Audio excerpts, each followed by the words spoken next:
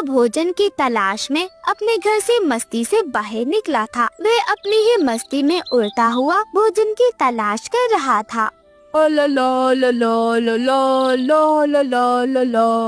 कालुका वह थक कर एक पेड़ की डाल पर बैठ जाता है। अरे बाप रे बाप, जंगल में कितनी ज्यादा गर्मी हो रही है। गर्मी से पूरे पंख गीले हो गए, अब तो उड़ा भी नहीं जाता है। वही झाड़ियों के पीछे एक डरावनी काली नागिन बैठी हुई थी। कालू कौवे को देखते ही वह फौरन तेजी से आती है और कालू कौवे को पकड़ लेती है। अरे अरे नागिन जी, छोड़ो छोड़ो मुझे मत खाना नागिन जी। मैं तुम्हारे लिए हर रोज एक छोटा छोटा पक्षी ला कर दूंगा। अगर ऐसा होगा कल से तुम्हारा भी फायदा हो जाएगा। छोड़ दो मुझे। डर के मारे कालू कौवे की तो जबान लड़खड़ा रही थी। प्लीज नागिन जी, छोड़ दो मुझे। सच कहता हूँ, रोज एक पक्षी ला कर दूंगा। छोड़ दो मुझे नागिन जी। इतना सुनकर उस काली नागिन की आंखें चमक उठती हैं। वह उसे देखती है और हल्का सा मुस्कुराती है। अगर तुम सच में ऐसा करते हो तो मैं तुम्हें छोड़ सकती हूँ, लेकिन याद रखना, अगर तुमने धोखा दिया तो इसका अंजाम बहुत ज्यादा बुरा होगा।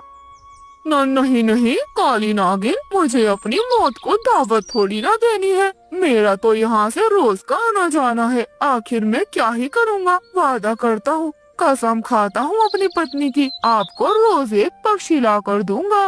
वह दुष्ट काली नागिन उस कालू कौवे को छोड़ देती है। कालू कौवा घबराकर उड़ता हुआ सीधे घर की ओर निकल जाता है और जाकर गोरी कौवी को सारी बात बताता है। गोरी कौवी और कालू कौवा दोनों मिलकर एक चालाक योजना बनाते हैं। फिर कालू कौवा रोज किसी न किसी मासूम बच्चे को बहला फुसलाकर नागिन के पास ले जाता और वह नागिन उन्हें खा जाया करती थी। काली नागिन बदले में उसे गेहूं की कुछ बालियां दे देती, जिससे कालू कौवे और गोरी कौवी की जिंदगी में मौज आ गई थी। वो आराम से खाते पीते और ऐश करते। लेकिन ये सिलसिला ज्यादा दिन तक नहीं टिकता। एक दिन कालू कौवा एक मासूम चूहे को पकड़कर ले जा रहा था कि तभी रानो चिड़िया उसे देख लेती है। रानो चिड़िया को उस पर शक होता है। गुड़िया बेटी, आप घर जाएं, मैं अभी आती हूँ। दरवाजे को अंदर से बंद कर लेना।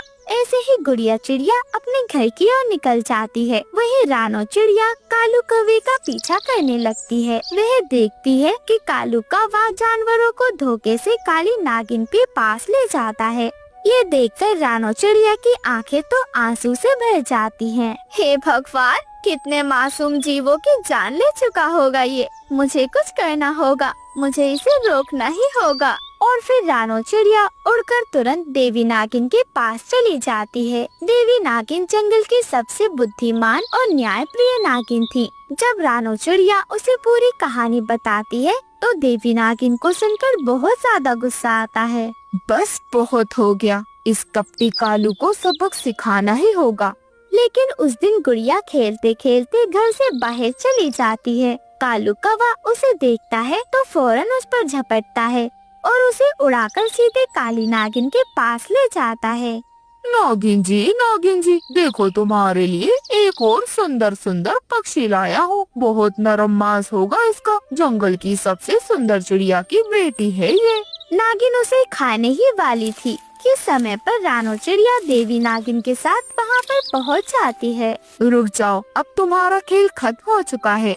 और फिर देवी नागिन अपनी जादुई शक्तिशाली छड़ी उठाती है और सीधे काली नागिन पर वार करती है। काली नागिन जैसे तैसे अपनी जान बचाकर वहाँ से भाग जाती है। और फिर देवी नागिन कालू कौवे और गोरी कौवी से कहती है, तुम दोनों ने जंगल के निर्दोष जानवरों की हत्या करवाई है। अब तुम्हें इसकी सजा जरूर मिलेगी। कालू कौवा और गोरी कौवी तो डर के मारे कांपने लग जाते हैं। देवी नागिन, हमें माफ कर दो। हमारे पास और कोई चारा नहीं था, हम मजबूर थे देवी नागिन। हाँ देवी नागिन, कृपया हमें माफ कर दें। वो जो काली नागिन थी ना, उसने हमें मारने के बदले हमसे जबरदस्ती ये सब करवाया था। हमने जानबूझकर नहीं किया। कालू, गौरी, अगर ऐसा कुछ था तो तुम देवी नागिन से मदद लेने जा सकते थे। तुमने गलत का साथ दिया है, तुम्हें इसकी सजा जरूर मिलेगी। रानू बिल्कुल सही कह रही है, तुम दोनों इस जंगल में रहने के लायक नहीं हो। चले जाओ इस जंगल से और कभी लौटने की हिम्मत भी नहीं करना। ये मेरा आदेश है, अभी के अभी जाओ यहाँ से। और इस तरह वह कालू कौवा और गौरी कौवी जंगल से निकाल दिए जाते हैं। गुड़िया चिड़िया की जान बच जाती है।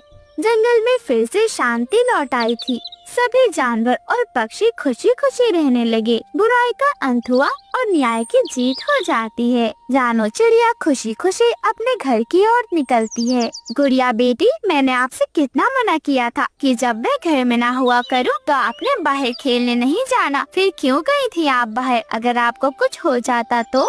मम्मा, मुझे माफ कर दे। मैंने सोचा नहीं था कि ऐसा कुछ हो जाएगा। मम्मा, मैं तो बस घर के बाहर ही खेल रही थी, ज्यादा दूर नहीं गई थी। लेकिन कालू अंकल ने मुझे उठा लिया और सीधे उस नागिन के पास ले गए। मम्मा, अगर मुझे कुछ हो जाता तो?